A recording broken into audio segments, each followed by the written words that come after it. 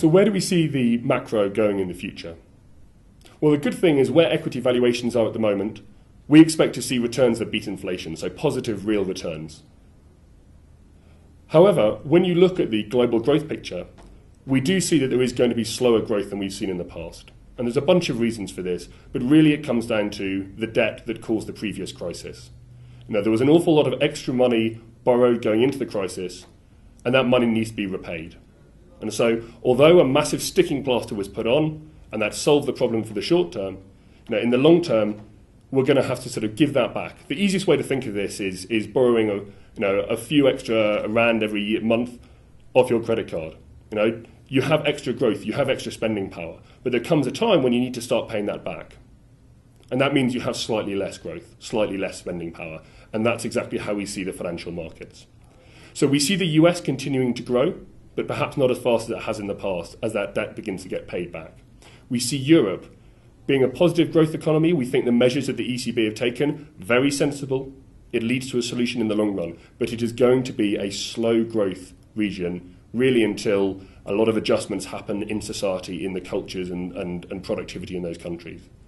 As we look wider afield into emerging markets, there is going to be good growth about emerging markets. People fall in love and then fall in hate with emerging markets, and sentiment swings are very dangerous. Now, what is happening is there is a big rebalancing happening. So China is having to move itself to a more consumption-based economy. This has big impacts for the shape of its economy, but also the shape of economies around the world. Obviously, that has effects in terms of what type of resources, what type of minerals it demands from around the world. Now, it doesn't mean that all minerals and all resources are out, but it means it's just going to be changing patterns. However, when you look at the core growth story in emerging markets, that emerging middle class, that is still a really attractive place to be. The difficulty can be working out how to access it. And we think the best way to access this is not to go and invest directly into these emerging markets, but it's to go and buy really high-quality companies listed in typically developed markets. Companies like Unilever, 50% of its sales come from emerging markets. They have arguably the best distribution network for consumer goods in India.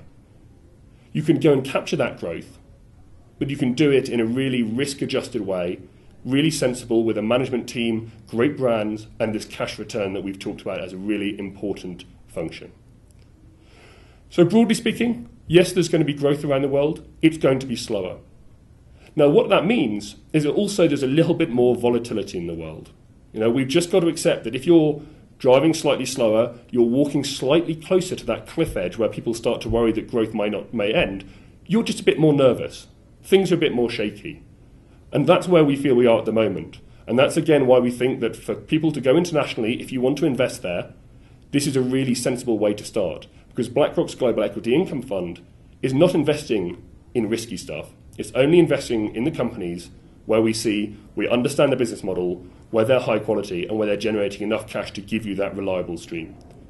So the macro as a whole, it's a sobering picture. It's not a bad picture. It's definitely positive. There is growth. There will continue to be growth, but perhaps not as fast as it has been in the past.